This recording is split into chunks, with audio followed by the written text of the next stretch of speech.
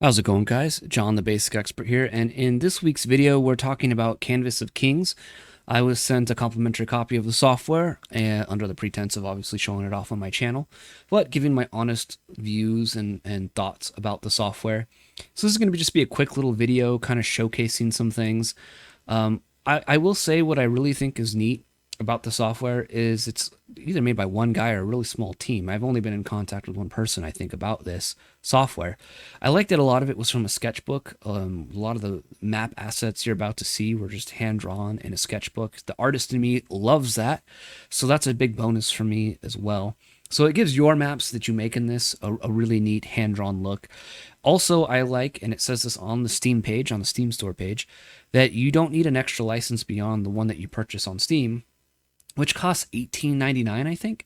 A little steep for maybe some of you, but you don't need a commercial license or anything beyond that in order to use these maps commercially. So if you're going to be making a module and you're going to you need a village or a city or a wilderness map in that adventure, you can buy Canvas Kings and use that, make your wilderness encounter maps, and do it all commercially if you wish.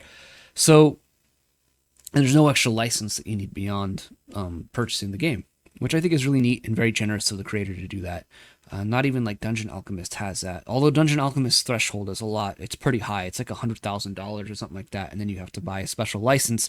Most of us aren't going to get to that point for peddling our PDFs and whatnot. But there might be a few of you out there that have a successful Kickstarter, and if you use something, you might have to end up with certain softwares getting a different license, which could be an unforeseen cost. So I like that the creator of the software is upfront and being, I think, very generous with it, with what you can create with this.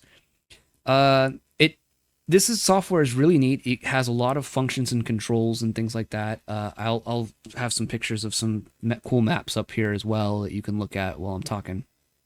It can create some really cool stuff, and you get a lot of really cool features within it. We'll just dive in and mess with it a little bit so you can kind of see what it's about, and then we'll talk about what I think about it at the end of the video here too. So let's look at the software. We'll talk about it afterwards, and we'll mess around and have some fun with this. All right, so this is what you see when you bring up Canvas of Kings. You can move around with the WASD keys like a first-person shooter. That's what kind of you move around on the screen, and you can mouse scroll to zoom and drag camera, all that good stuff. So let's just build something really quick. Let's just see if we can make something cool, because I'm always down to make something cool. So let's start with one of these. I want to build like a lake.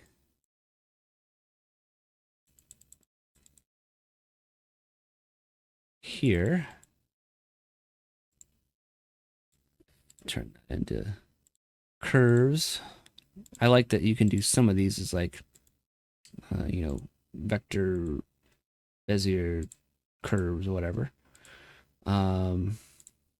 Like that. So we got some water here, which is neat. Let's actually make this a bit wider. Like that.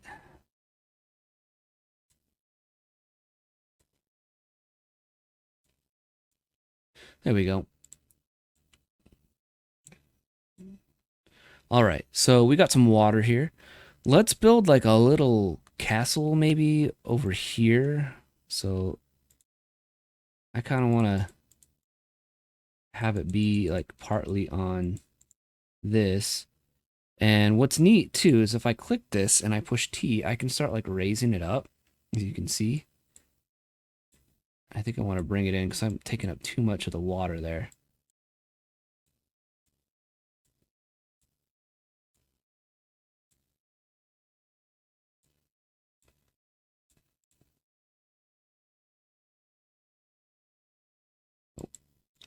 There we go. Something like that. And we'll put a little castle on top of it. So let's build a little castle. Let's build a castle. Let's see here.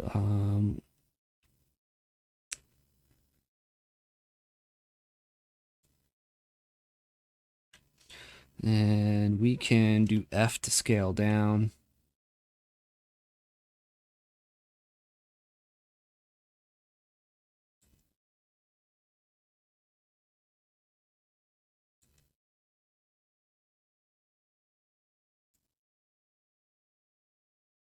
What? Okay, well, it's not letting me.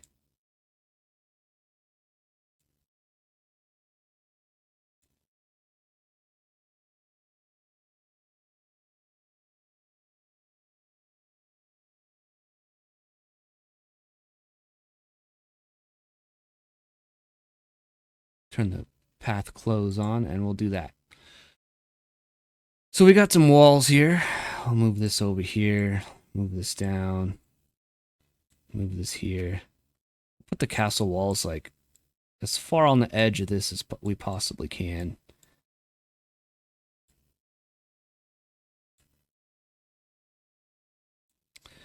And we can actually make it taller or shorter, as you can see, however tall we want it to be. Let's make it about that tall. And let's put a little building inside. Do one of these.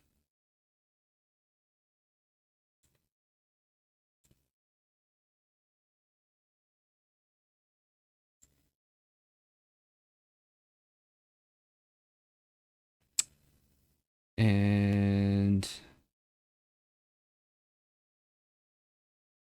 that's like really,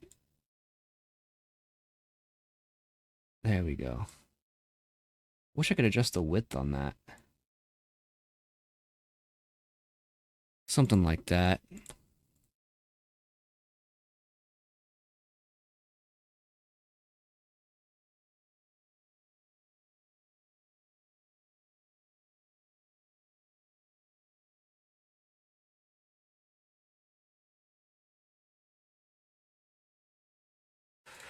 All right. So we're on a slight hill. We got our little castle here. Let's put a road that kind of will go to the castle.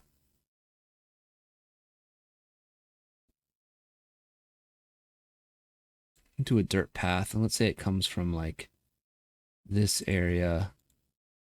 And let's say it kind of whips around this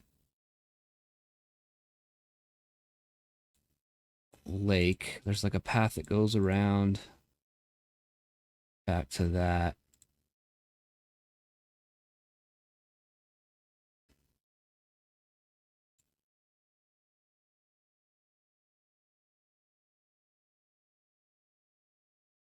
Let's make another path. Like it kind of goes off into the distance.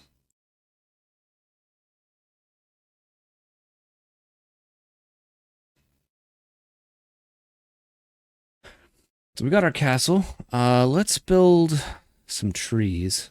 And I think the quickest way to do trees is honestly just to like do like that. And then you can fill it in. You can actually adjust the density if you want to. And you can tab through if you don't like what you see at that density. So maybe it's like, oh, I like that. And we can do the same with this too. Like we can put like a,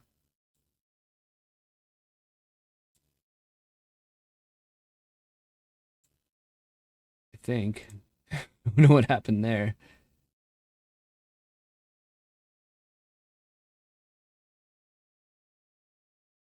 There we go. Let's say like that's like the market area. And we can actually put a campsite. Let's say there's like a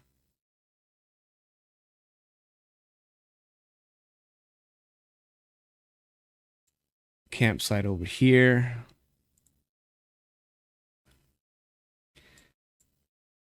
And let's go back to these placement of stuff here. So we got like tents. We have all these buildings that we can place. Maybe put some here like that. Kind of fill in some of the space here a little bit.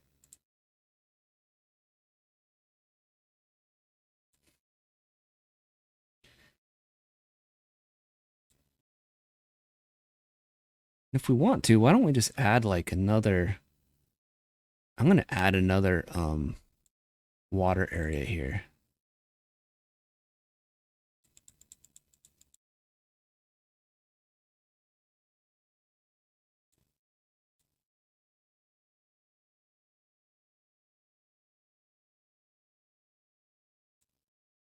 Because then I think what would be cool is if we did this and there was like a, maybe there's like a bridge here.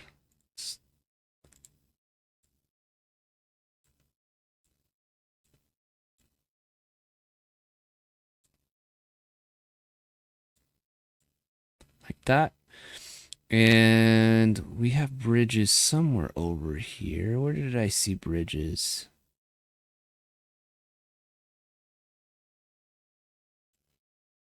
I think it was in here.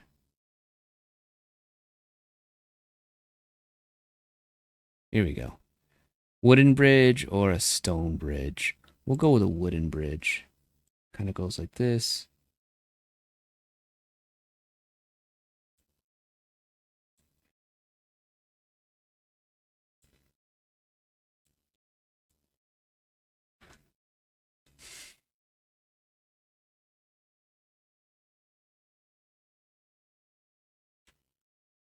Kind of lower it a little bit. There we go.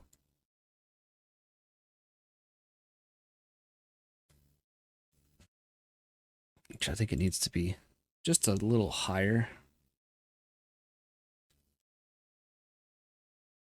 That's probably good. So I rather like the way this looks so far. Let's say I just maybe want to add a little bit more trees.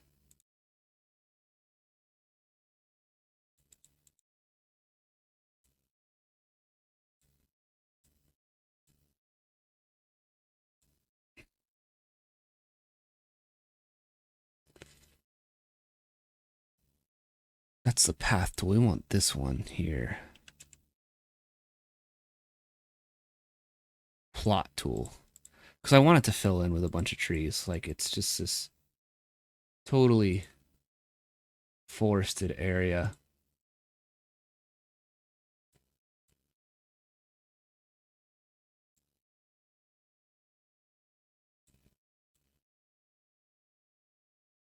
I don't know why it's not working.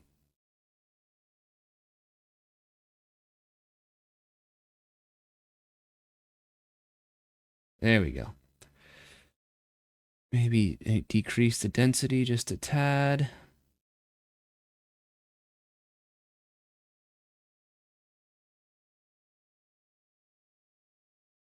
And then just cycle it till I get something that I think I like.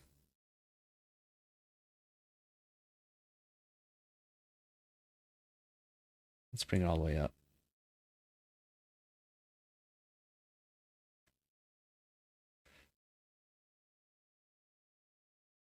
I think that's too many trees.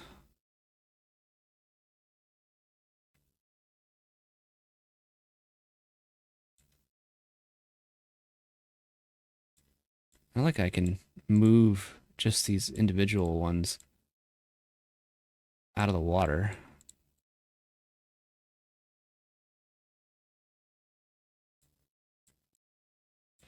That's pretty good. I think having the trees just like in the middle of the water is a little strange. So we'll put them like that. Okay, that looks pretty good. So let's say like this is my map.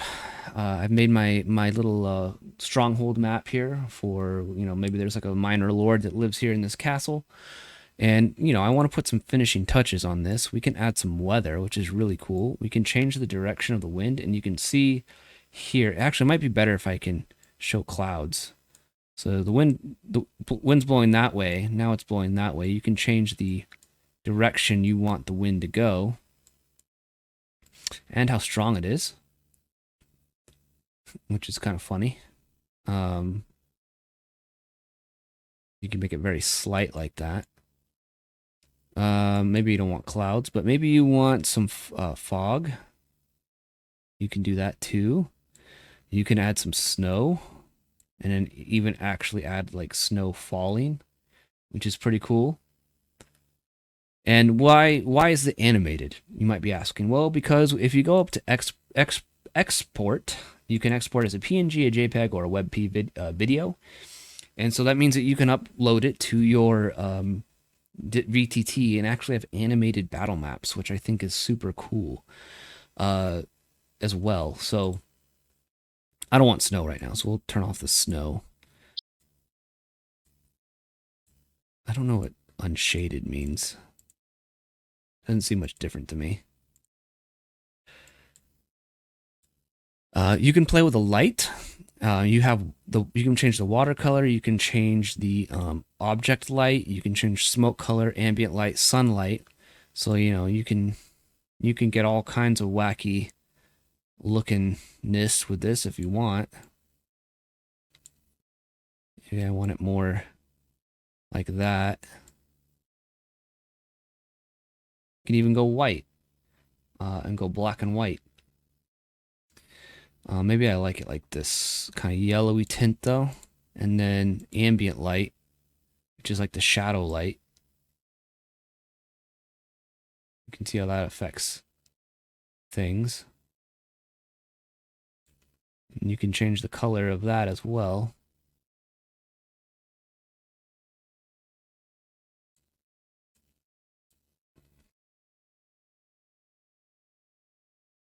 I think like a blue looks pretty good. It gives it a nice sunny feeling. It's like a kind of warm blue.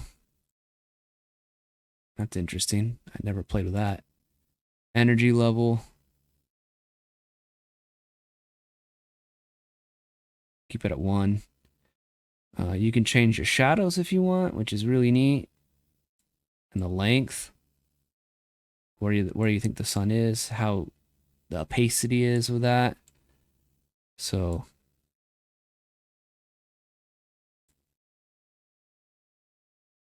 I think that's cool. You can change the black level. So, it's like, oh, okay, here we go. This is my map. This is where some lord lives, Uh, he lives here in this castle, and his subjects kind of live in the slums around here, and then probably in farmsteads in the surrounding countryside would be how I'd rule this, or use this map. Goes for maybe like a horse ride around his castle, over the bridge, back around. One thing I should probably show is a grid too. Like you can have a grid here, and maybe I want to have this be like 200 and 120. Let's see what that looks like. That's pretty good.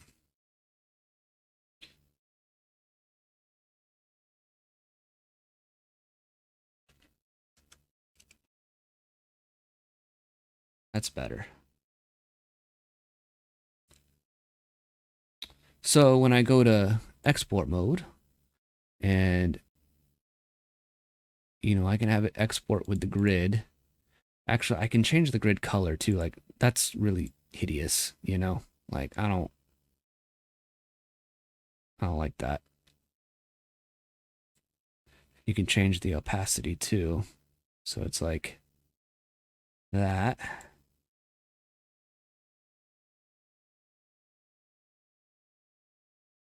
And you can change the thickness too. And yeah, so then I can go to export mode, and let's say I just want to export it as a JPEG. I don't need it to be animated or anything like that. And export the map area. It's done. And then if I go to my export folder that it showed, it will be in there. So let's go there and see what that looks like. Actually, let's go into Foundry, and let's drop this in Foundry and see what it looks like in Foundry. It should perfect. So you notice when I exported it to 72. So that is great because that just means that like when I put tokens down, so when I put tokens down, they will fit perfectly on there because I exported it at 72 DPI. And if I set the screen in or the map in this at 72 DPI, then I can use this. So this is a huge map. Like I could do a mass combat on this thing if I really needed to. Um, so pretty cool. And so they can move around. Uh, they don't have. I have to turn on the token vision here.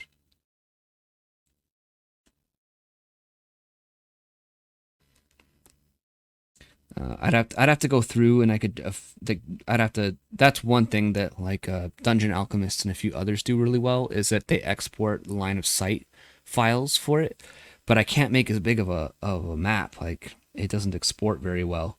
So having this one be like so huge is actually kind of nice. Being able to export things that are that big. Um, but yeah, so you can see it works pretty well. We can move our guys around here, and they can explore stuff.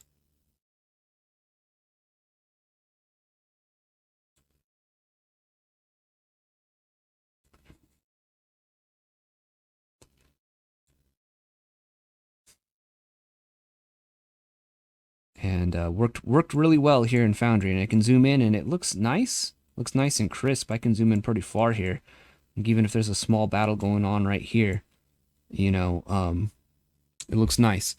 So that's Canvas of Kings. If this sort of thing interests you, check it out. But let's talk a little more about it, and I'll give my final thoughts on it. All right, so final thoughts. I kind of like it. I wish it had dungeons. That's one thing it doesn't have is dungeons.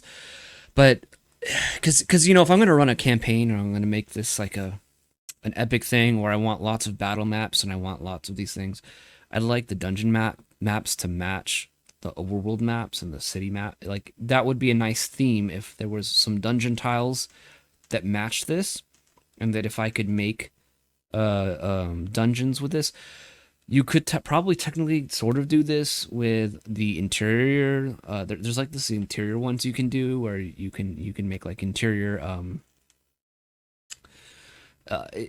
of buildings and stuff like that. So on the map that I made, for instance, I could overlay certain things over that and then have like maps for the interior of all these buildings and whatnot if I wanted to.